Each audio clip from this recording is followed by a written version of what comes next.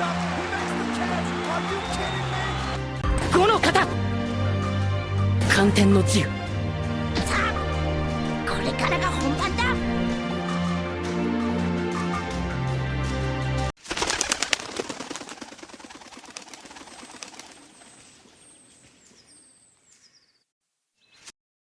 Welcome to the 3Cast, where we talk about 3 of the biggest topics in pop culture. NFL Week 1. Let's get into it because there's a lot to talk about. Let's talk about the elephant in the room, the Micah Parsons trade. This trade seemingly came out of nowhere and nobody was expecting it. Now, what everybody wanted to know was, Jerry Jones, what are you doing? This dude is the best defensive player that you have on your team. There's no one like him. One of a kind. I don't think you can find another one like him. And yet you trade him to Green Bay, which is a weird trade because Green Bay has, I wouldn't say like, a super duper rivalry, but they've butted heads in the past, and sometimes they struggle against Green Bay. But what I wanted to know was, if this was going to be a valuable trade, number one, what would Micah Parsons bring to the Green Bay defense? And number two, what did Jerry Jones trade for Michael Parsons? And the first question was really hard to know because as I didn't really watch the game, but I caught recaps and stuff at the end of the game, and from what I understand is Micah really didn't play much in the game. He played, I don't even know if he played any more than like 10 snaps or something like that. So it's really kind of hard to tell. It's too early to really know what he can bring to the table to this defense. But I don't know if he gets the ball rolling and he how do I say, can bring a lot to this defense. From what I understand, he kind of did do his thing, but really not really. Like I said, it's kind of hard to tell. It's too early for that. But this is huge for the Green Bay defense, and maybe, just maybe, they can go on a playoff run. Who knows? But this is a huge L for Jerry Jones, and I'm going to tell you why. I don't know if Dallas is very talented on defense to carry their offense. Their offense is already kind of wishy-washy when it comes to Dak Prescott and that offensive line, because they're already bad against the run as it is with Micah Parsons. And now without Micah Parsons, they will suffer even more on that offensive line. So I don't know how they're going to deal with that in the upcoming weeks and upcoming, but I don't know. Dallas has always been here and there, but they might win. I think that they're going to be fine when it comes to the postseason, because they always usually just do fine. But when it comes to playoff time, I don't know if they can get it done. Especially now that they lost their best defensive player, they might just be giving up a lot of runs on the defense. So we're just gonna have to see. Only time can tell. Let's get into the game. But before the game even starts, Jalen Hurts, the best player that they have on defense, already got ejected from the game. And for spitting on Dak Prescott at that, which was insane because the game hadn't even started yet. Like, I don't even know what was going on during that whole thing or what made him do that, but obviously that was the wrong move. Horrible, horrible decision. But it really didn't affect the Eagles that much from losing him, but they definitely could have benefited from with him on the field. Obviously, you always want to play with everybody as a team. You really hate to see someone get ejected for the whole game, but he caught a break. He lucky he didn't get suspended for like maybe 3 games or something like that, but he lucky it was just a one-off thing, and hopefully it will never happen again. Maybe, I don't really know, but that was very wild for that to happen just out of nowhere before the game even started. So Dallas loses this game 24-20, and to me, what really standed out and what really hurt the Dallas Cowboys in terms of like giving up a lot of yards is the amount of penalties they had. They had a crazy amount of penalties, and I really think that really affected the game when it comes to defensive when it comes to their defense giving up a lot of yards. So in a sense, that was bad. But let's talk about these stats. Dak Prescott went 120 of 20 going into the third quarter. But let's talk about these stats. Dak Prescott goes 21 of 34 for 188 yards for the entirety of the game. Now, that's 61% pass completion rating, and 188 yards tells me that they passed the ball way too much.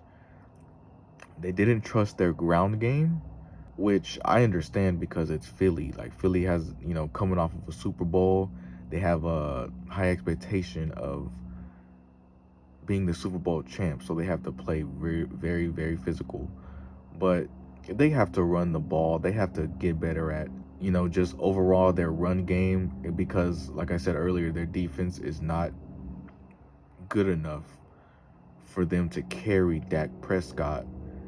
He shouldn't be passing that many times in a game, especially with a QB rating of 61%. CeeDee Lamb was a factor in the game in a negative way. You know that CeeDee Lamb was going to get a majority of the targets because that's their number one receiver. But he just had too many drop passes. It's like there was like just slipping through. Like he just couldn't get a grip on the ball. And maybe if, CeeDee Lamb makes a catch or two, it's a difference in the game. Who knows? Nobody really knows. But it seems like it's agreed upon that maybe one catch that he makes could change the outcome of the game.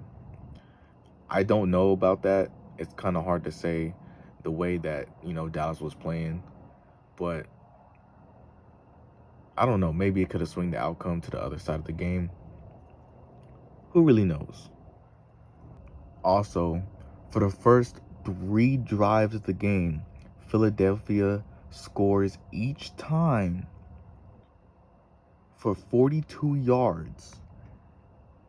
Each time coming out of each drive, all 3 was a touchdown. It just shows that Dallas defense was very rusty and probably wasn't ready for the first couple drives of the game. I don't really know. We'll have to see how Dallas can clean up their game for, preparing for next week. But let's hope they get it together. Let's see how they're gonna perform next week. Who really knows? Dallas is usually a here or there team. It's almost like they don't prepare for the next game after the one that they already played. It's almost like a how do you say,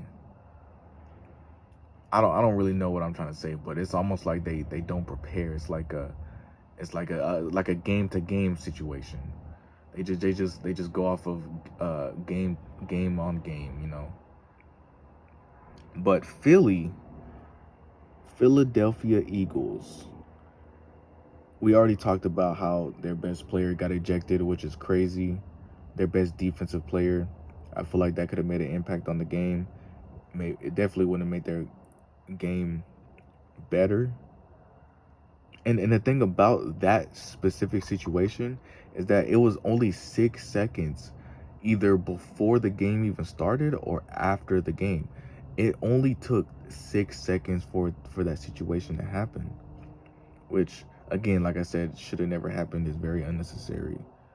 Let's talk about Jalen Hurts. Jalen Hurts looked amazing in the air and on the ground. Something that you kind of already suspect for Jalen Hurts to do. He does have a very good run game, so I'm not surprised that he beat the Dallas defense on the leg with his legs, considering the way the Dallas defense played was very poor. Jalen Hurts goes 152 yards, completed passes with a 66% completion rating on third down, which tells you that when it comes down to it, Jalen Hurts is going to find a way to pass that ball when it comes to crunch time. When you need him to do it the most, he's going to come through for you, very reliable, and which means that his receivers are there for him, which 66% isn't bad, but it's okay, you know what I'm saying? It's above average, which means that they're very reliable on third down. When it comes to, like I said, clutch situations, clutch plays, very good at converting, which is excellent because it means that you can play keep away, that you can keep the ball out of the other team's hands. You can run that clock. You can keep the ball for as long as you need. You know what I'm saying? You just playing, you letting the defense on their heels. They're just playing catch up at this point. And when you have a very good patient game like that, where you can study your team, you can study the other opponent, it's a very dangerous game because you'll have the defense guessing on what you're gonna do. They don't really know what you're gonna do. As soon as you do it, boom, hit them in the mouth where it hurts. Like I said earlier, the thing that really hurt this Dallas defense was the amount of penalties they had. The entire Dallas Cowboys gave up 9 penalties for 110 yards on their defense. Their defense specifically, Dallas defense, like I said, is really, I would say, not really good enough to carry the offense, but their offense doesn't really do much anyway. So it's like, and it's crazy because it makes sense. Jerry Jones is known for being very selective on his draft picks when it comes to his team. Very, very selective on who he brings in. It's almost like he's picking like people, I don't know how to say it, but the way he picks people to become part of his team, I don't know if I want to say it's bias or if it's something else. I really can't describe it. You really don't know how that man thinks. The Chiefs versus Chargers game. This game was very surprising in a bad way, and I say that because Patrick Mahomes really didn't have that much of a performance in this game. And it seems like, I don't know what it is. I don't know if, and we know that Patrick Mahomes can perform in crunch time. I just don't know. Maybe he had an off day today. Who really knows? But this game really didn't have much to it. Justin Herbert throws a touchdown, throws a 1 touchdown pass. His total passing yards on the night was 318 yards, 0 interceptions, which is very good. The way that Justin Herbert has a very good game at being patient and knowing when to throw the football away. And he's very accurate too. And so those 0 interceptions will really help that keep the ball in his possession. Overall, great player. Now the Chiefs, on the other hand, I have some very interesting stats and information about the Chiefs, including the playoffs. The Chiefs break their win streak going into this game. 17-game win streak going into this game, which speaks to the underperformance of the Chiefs. They just weren't doing very good. They couldn't find their rhythm, couldn't keep up with the Chargers. So maybe the Chiefs aren't really, I don't really know. Will they make the playoffs? Are they playoff contenders? I think so. It really depends on, their schedule, but I think they'll be in the playoffs, of course, like they do every year. They're definitely still playoff contenders.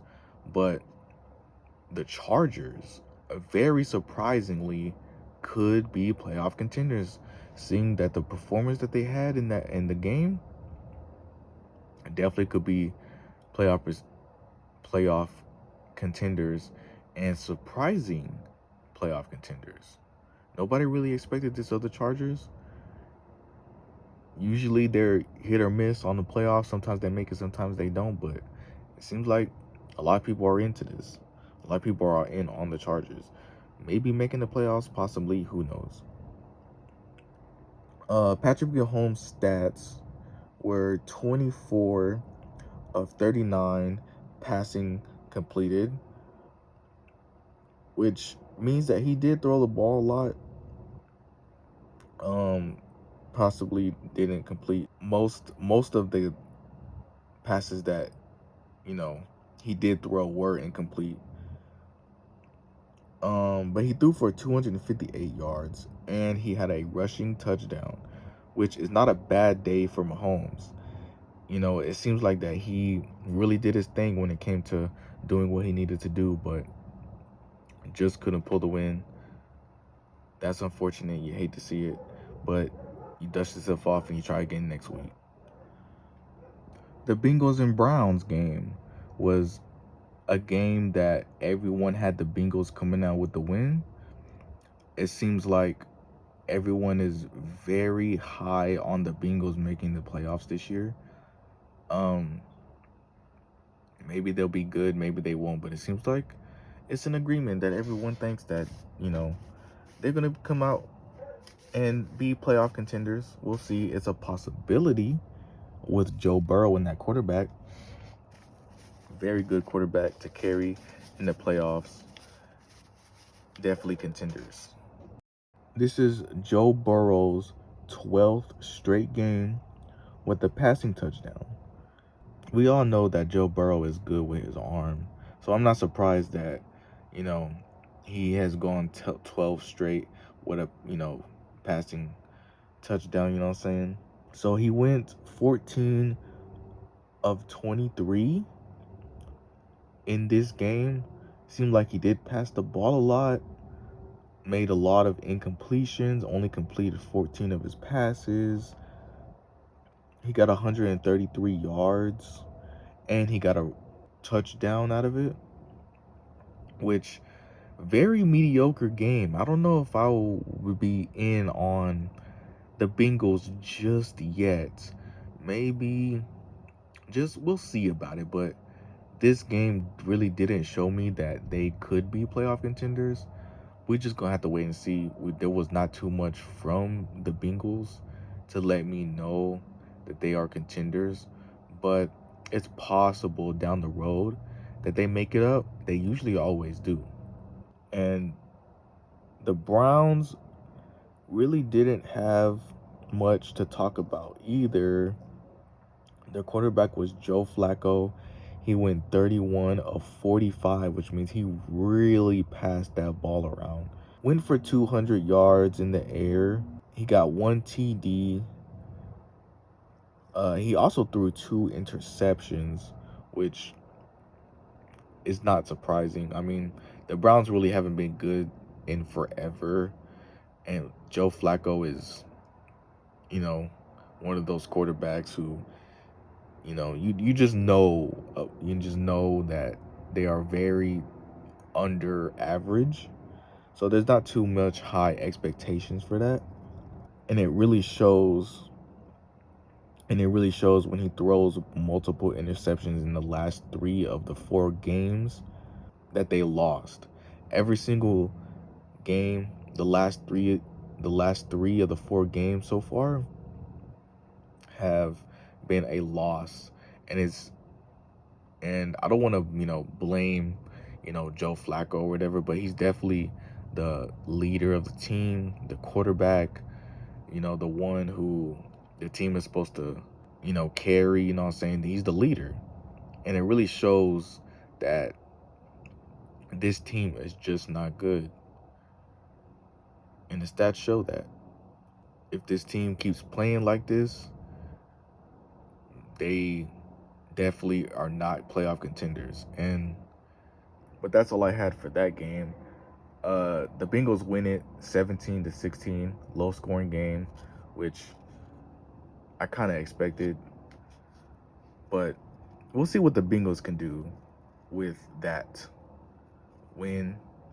Let's see if they can carry that win over to next week. Like I said, let's give it some time. We know that they're a very good team, especially Joe Burrow. Definitely, maybe could be an MVP candidate. I don't know. We're just gonna have to see. Next up, let's talk about the Jets and the Steelers. Now, this game, what made this game interesting is that Aaron Rodgers plays his former team. Aaron Rodgers plays his former team that he used to be a part of, that he left. So this was an interesting game when it came to, the meeting that they would have. But let's see if his performance reflects that. Let's see if he did his thing against his former team. Let's start with the Jets. The Jets go 394 yards of total offense. They were really dominant when it came to moving the ball efficiently. It sounds like they had something to prove. And the Jets are another one of those teams that everybody is kind of a little bit high on, but not too high. So maybe possible playoff contenders. I don't see them as playoff contenders, but I don't know. Some people do. Just not me, though. I'm not really bought into it. Justin Fields goes 16 of 22 with 218 yards, with 1 touchdown, with 1 passing touchdown and 2 rushing touchdowns. Now, that's a very, very good performance from Justin Fields. Like I said, he is very good when he needs to be. Not too many mistakes, not too flashy, just a very solid performance. Even though they did lose the game, it was a very solid performance from Justin Fields. You can't be mad at it. He is also the third Jets player in franchise history with 2 rushing touchdowns and a passing touchdown in a game, which I don't know if that's too crazy to brag about. It just proves that the Jets haven't been really that good of a team ever. I mean, if your stat is being the first player with 2 rushing touchdowns and a passing touchdown in a single game, in the same game, it just, the Jets have not been the best team ever. So that really is not that surprising. But going to the other side of the ball, and Aaron Rodgers' performance is 22 of 30 with 244 yards and 4 touchdowns. Everyone was talking about Aaron Rodgers, how he's old, maybe he's washed up. But what I seen and what these stats are telling me is that Aaron Rodgers, he might not be super fresh, but it seems like he can still play. Maybe, I don't know for how long, maybe 1 or 2 seasons, maybe. But it seems like he's doing, his performance in this game was very decent. And for his debut game, playing his old team, not bad. He's also the first Steelers player with 4 passing touchdowns in a game since 2020. That stat doesn't surprise me like the Jet stat, because the Steelers have always been, I wouldn't say a great team, but they've always been performing good and okay. Like, they usually make the playoffs sometimes, usually not. More often than not, they do. So, but great job by Aaron Rodgers for a great debut performance against his old former team. I know that felt good. Now, let's talk about the game of the week. I saved this one for last because not only is it the game of the week, but it's the one that I have dreaded since its conclusion, and I just didn't want to talk about it. But here we go. Ravens versus Bills. This game was very, very interesting. I don't even know where to begin. I just want to start off by saying Josh Allen and Lamar Jackson, 2 of the highest performance quarterbacks in this league. I know it's only, 1 weekend, 1 game, but definitely 2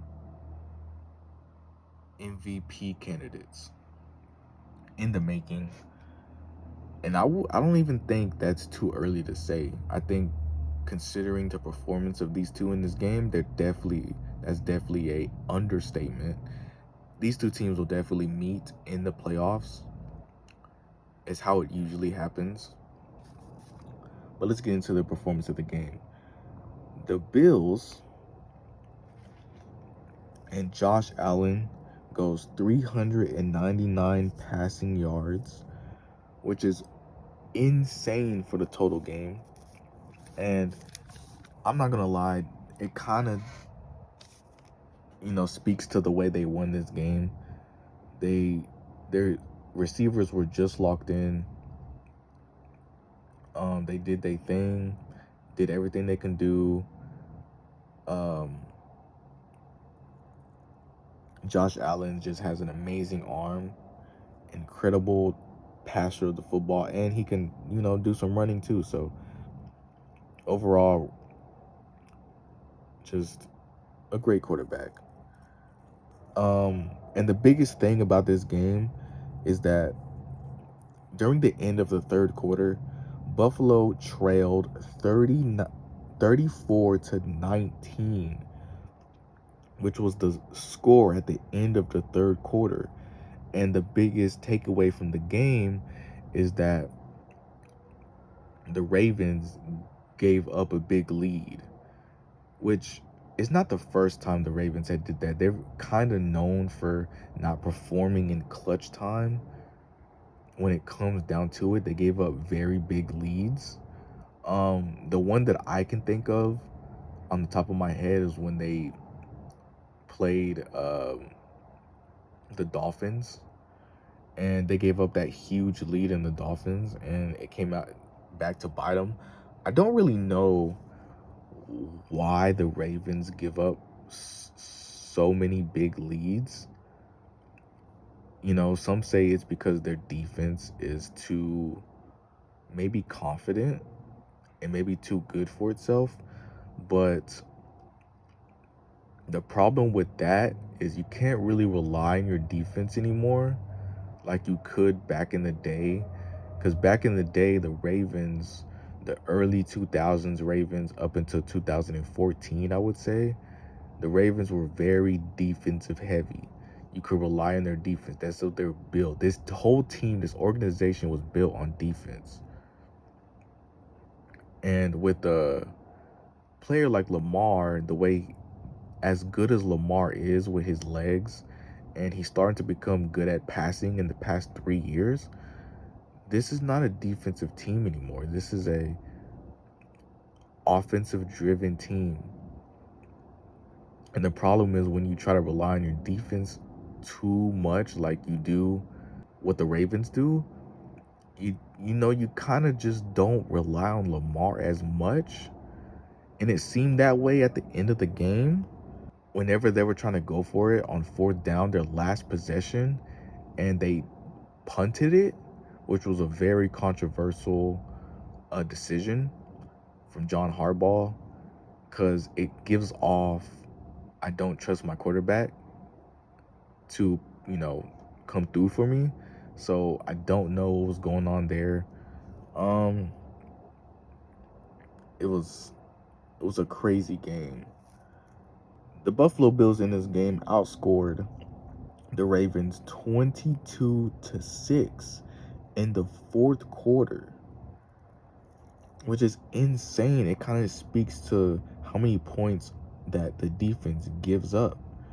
And like I said earlier, I don't know what it is about the Ravens. I don't know if it's their confidence. I don't know if it could possibly be the fact that they rely on their defense too much still to this day. But this is an offensive team, and they need to rely on Lamar Jackson way more, give him more opportunities. You know, ever since Lamar came into the league, everybody wanted to prove himself. They doubted him, saying that he was a running back playing a quarterback's position. And all he is trying to do is prove himself. And when the organization really doesn't give him time to do that, opportunities to do that, then it really hurts the team. And you can see that.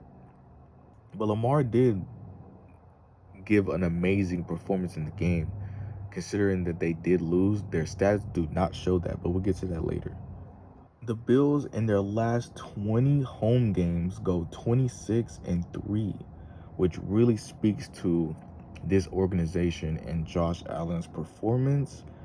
They really, really are a good team, definitely playoff contenders, more than playoff contenders. They're definitely possibly could be AFC championships, maybe Super Bowl contenders. Who knows? They just have to make that final push, maybe towards the end. But let's get to the part where, so now let's go into the Ravens. Let's talk about their performance. The Ravens score on the first 4 drives of the game, which makes you think that, oh, this team is very ramped up. Like, this team is going to do very good. He's scoring on the first 4 drives of the game. It's like, it makes you think that they can't stop and they have to put out this performance because you have to. This is Josh Allen and the Bills. You got to go crazy. Derrick Henry put up 101 yards in the second quarter and 123 yards in the first half of this game. What an amazing performance from Derrick Henry. Derrick Henry has always been a veteran running back, and I don't know if anybody can stop him. He's way too big. Um, Henry is what people call him. You know, the career he had with the Tennessee Titans will always be very memorable. This dude is a beast when it comes to running the football. Don't get in his way because he will run you down. In the third quarter of this game, at the end of the third quarter, it was 34-19. Ravens was up. But like I said, they just gave up way too many points, too many possessions on defense. It just wasn't good overall. And the reason why I am so passionate, and I didn't want to talk about this game specifically, and I saved it for last, is because the Ravens is the team that I support. And when they go out like this, when they have a good performance game, but they end up losing the game, it's like, it really hurts. Because I understand if it was a very poor performance and they end up losing the game, because, you know, that's on them. But when they perform very good and the stats look like this is a game that the Ravens were not supposed to lose. Looking at their numbers. Looking at the numbers that they put up, Lamar Jackson and Derrick Henry, these were borderline playoff numbers. Everyone's calling them a playoff team, and I want to believe it. But they just give up way too many points when it comes to defense. It getting to the point where people are talking about how they can't perform in clutch time. Maybe they're not the best, team in football. And it's really getting under my skin. And I really want Lamar Jackson to really prove to everybody that he can perform in clutch time. He can be that MVP that everyone is expecting him to be. He does have to live up to high expectations. That is a thing that he has to do just because of his play style, the way that he operates. The whole team operates around Lamar Jackson. When Lamar Jackson came into the league, because of his play style, the way that he runs, because he's a run first quarterback, especially when he first came into the league, they had to revolve the offense around him, around his play style. So he's definitely a very valuable player in this league and also into this organization. I just want to see Lamar do more. I just want to see him win. What happened? Who knows? I don't know. This is Lamar's, I want to say 6th season with the Ravens. And I want to say that if he doesn't get us at least to the Super Bowl in maybe the next 2 years, I think he could get traded to another team, which would hurt me a lot. And I don't want that to happen, but it is a possibility. I can't see that happening. I really hope the Ravens can get it together. I want to see them win. We just got to get ready for next week. Let's hope that it will be a good week. Video games. Can we talk about them? We all know them. We all love them. It's a very confusing world for video games nowadays. And I'm talking about mainly Nintendo and their price hikes that are going on right now. It seems like what they're trying to do is the new normal will be $80 for a video game. Back in PlayStation 3, PlayStation 4 era, the standard price for a video game was $60. PS5 came out, the gen after that, $70. Now, the new norm will be $80, and all thanks to Nintendo. It seems like Nintendo are the company who sets the standards for the rest of the gaming community, which shouldn't seem surprising because they do hold a lot of power. They are part of the big three of video games: Xbox, PlayStation, and Nintendo, which they are when it comes to sales, they might be the lesser of the three, but their fan base is so diehard. It's really kind of hard to tell, but it is very insane. Like, just think about an $80 video game today could be over $100 tomorrow. You just never know. And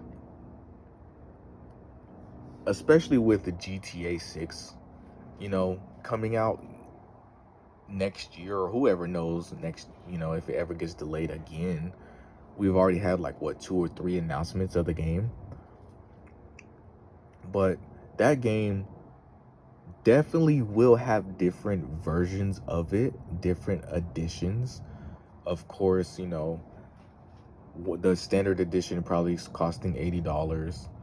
The middle edition costing maybe a little bit more, but I think, with the highest edition, if there is one, I think could be somewhere above $100, maybe a little bit over, which is crazy to ask for, but I guess that's what the direction the video game industry is heading, with Nintendo setting the standard, the baseline for video game pricing is insane to me.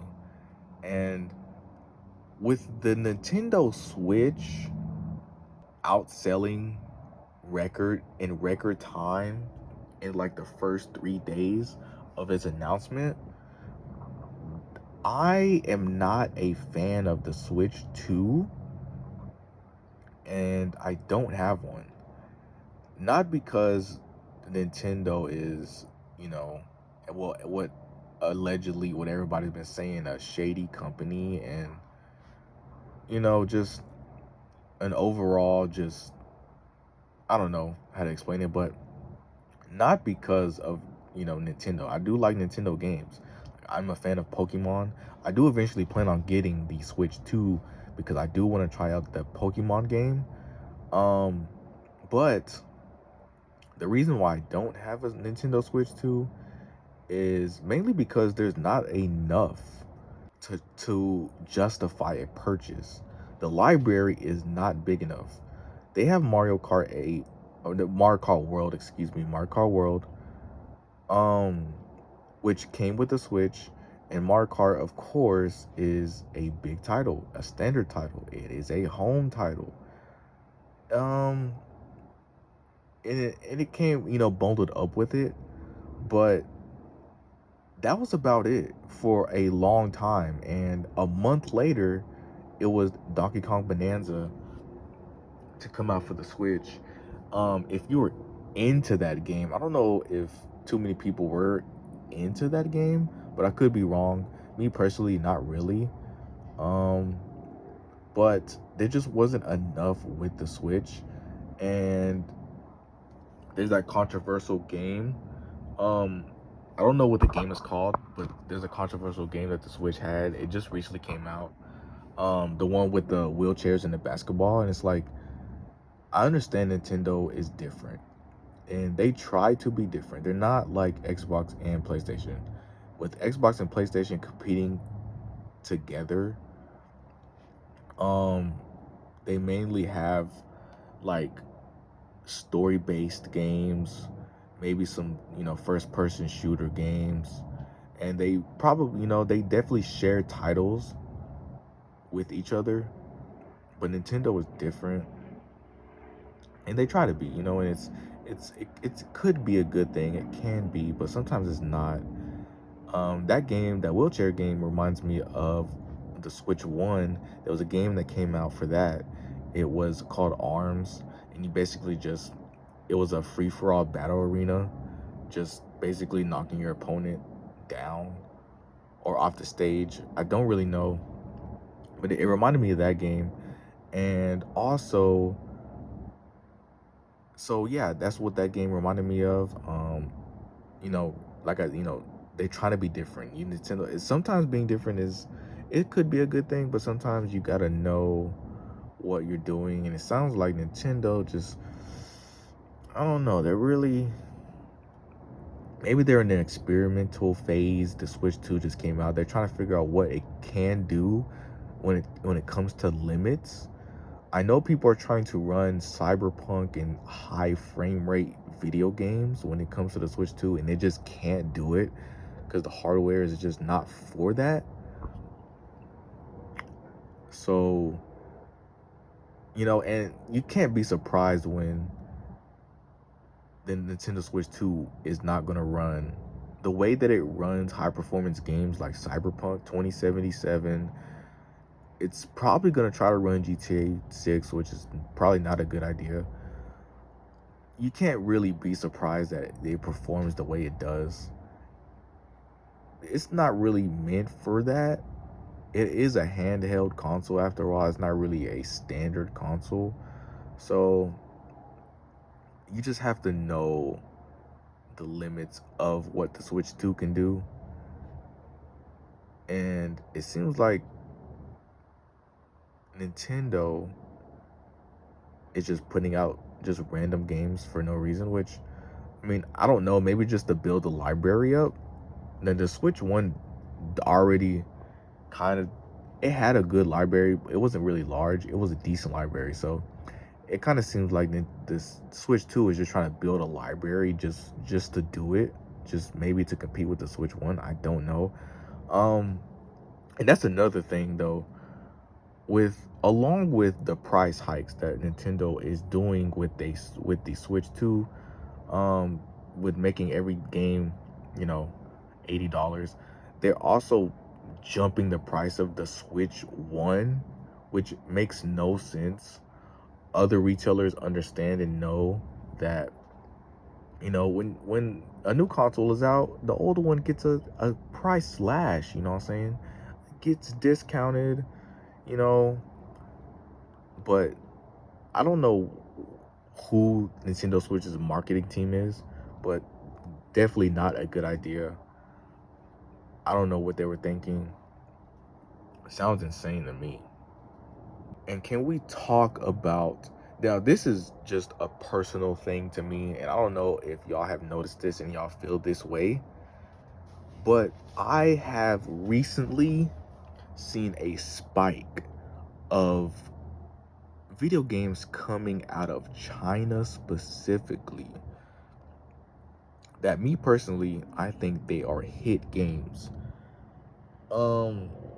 Black Myth Wukong, when that game came out, that was like, I don't know if it was the first, but it was like one of the very first games to come out of China to hit mainstream when it comes to a third-party game, and that game blew up in popularity. I really do mess with that game. Also, Wu Chang Fallen Feathers, a brand new recent game coming out, and it looks very good. I'll be interested in playing that game. I really do want to play it. Expedition 33 is another one. That game does look interesting as well. It's a very turn-based RPG game, so if you're into that type of style, then you will enjoy that game. And also, Stellar Blade was another title that was very interesting. It reminded me of Ninja Gaiden, the series Ninja Gaiden. It reminded me of that game in a way when it comes to like the art style, the movement, the gameplay, even the boss battles in that game reminded me of that. And that game was a hit. So I know Stellar Blade definitely is a hit. Now, I don't know if it performed well, when it comes to sales and what reviews have to say about it. But me personally, I liked it. Another game that I do want to play, but just haven't got to any of these games actually, and they do look interesting, and I'll be hoping to play these games in the future. Now let's get to the last topic of the day, which is anime. Now, I want to say I have been lacking in the anime department when it comes to watching it. I definitely do want to catch up. Um, but I'm working on a little project right now. I should be done with it in about a couple of days. So whenever I am done with that project, then I'm definitely gonna have to binge a lot of anime. I have a lot to catch up on. Um, for one of the newer shows, Kaiju number 8, I really do enjoy the manga more than the anime. So I'm gonna be reading that rather than watching the anime. Um, when it comes to Kaiju number 8, a lot of people say that it fell off. It's really not as good.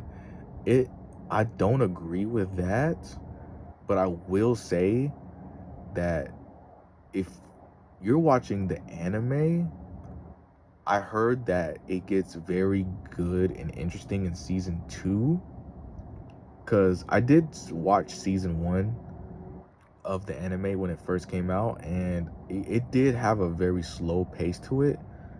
The manga's definitely quicker, but I can understand why season 2 would be better, because in the manga, after a while, when it comes to, I don't know the exact chapter number, because I do need to catch up on it. I'm super behind on it, but it does get good. Like, it gets very, very good. And I would definitely recommend Kaiju number 8, the later chapters though. Like, obviously read the, the full thing, but if you haven't read the anime, I definitely recommend reading it instead of watching it. It's a great read. Amazing read. Another anime that I have recently started to get into is Gachiakuda, is if that's how you pronounce it. But I'm currently reading the manga though, but I may start watching the anime. I know the first couple episodes are out. But I heard that the anime is good. It is amazing. Like, I've seen the trailers for it. The art style does look very closely to the manga. So that's something that I might have to check out the anime for. I'm only for like 3 or 4 chapters in the manga. So, but I might just pick up the anime just so I can get through it quicker. I am behind on a lot of anime and stuff, like I said earlier. So some of the stuff that I am watching probably will be anime first, just so I can catch up to everything that's going on to right now. And then I'll probably go back to the manga, or maybe I'll keep watching the anime depending on how I like it. Especially with Gachiakuda, if the anime really is good as it is, then I might stick with the anime, which is something that I'm hoping is very good.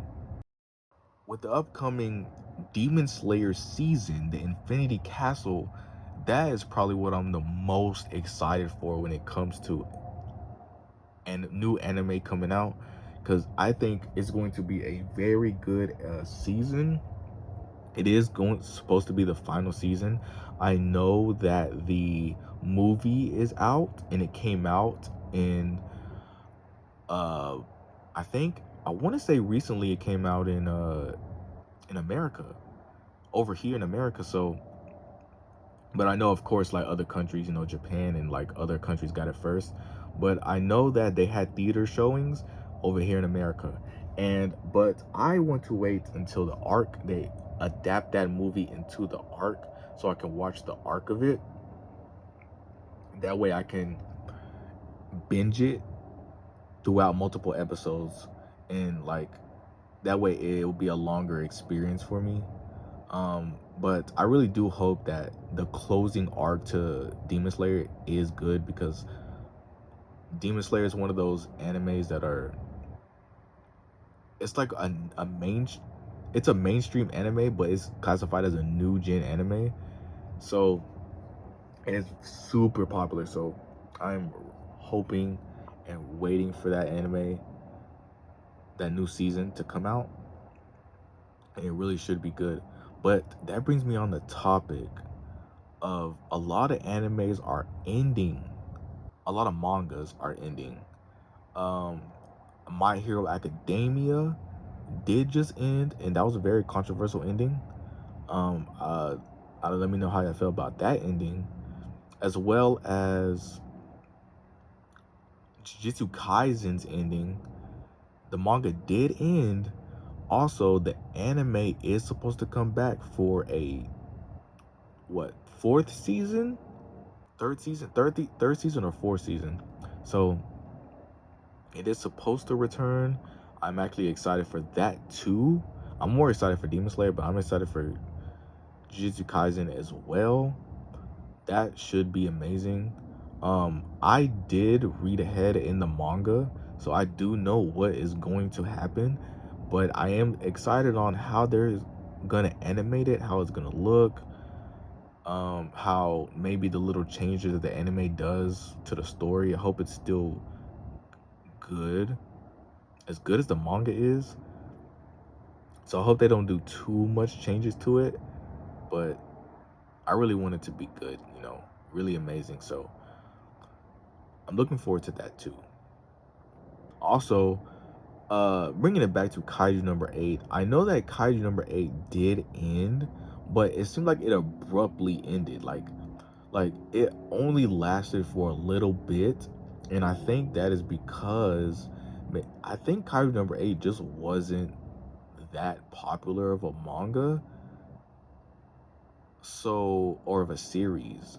So I don't really know why it's ended so quick. It feels like it ended just as fast as it came, because I was into it, but then when I heard that it ended so like abruptly, like I was kind of confused, because I was like, people not really enjoying this manga really that much. So, but I do, and I really like it. So I don't know, like, but it's crazy because all these animes that are ending, kind of like now, like the new gen, well, I guess they're last gen now. The animes that were classified as new gen, like Demon Slayer and Jujutsu Kaisen, Kaisen number 8, Attack on Titan, if you will.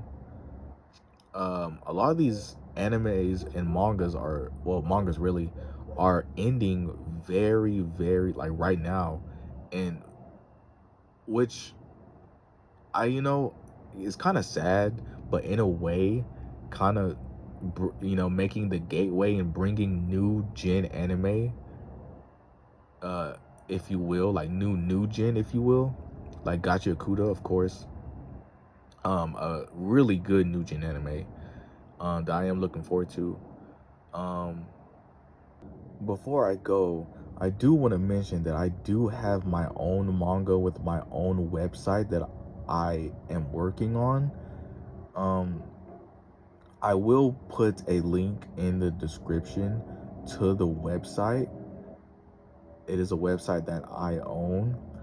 I will put the link in the description, if you're interested, that you can check it out. If you're into manga, if you're into anime, if you're, into that kind of stuff, um, maybe read it, you know what I'm saying? Tell me what you think about it. Let me know. Any feedback will be great. Hope you enjoy it. So far, only the first chapter is out. I am working on it currently. Chapter 2 should be finished in a couple of days, so look out for that and all that good stuff. This has been the 3 Podcast, signing out.